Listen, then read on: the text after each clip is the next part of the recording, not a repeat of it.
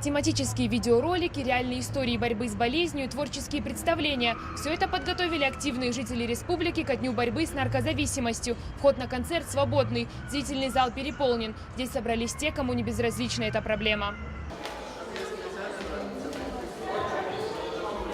Шокирующие кадры последствий болезни. Зрелище не для слабонервных. Равнодушным не остался никто. По статистике, в России от наркомании погибает 70 тысяч человек в год. Много семей теряет своих родных и близких. На таких мероприятиях объединяются усилия для создания свободного от наркотиков общества. И самое главное, что мы все понимаем, как эта чума 21 века вгрызается в нашу республику, в каждую семью.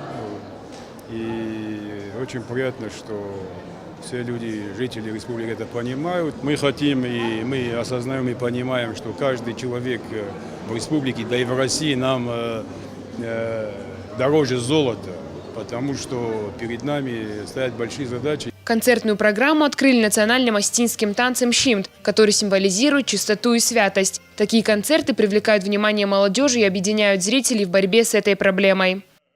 Я считаю, что эти мероприятия очень важны как для республики, так и страны в целом, потому что они помогают сплотиться, объединиться в борьбе с этой проблемой.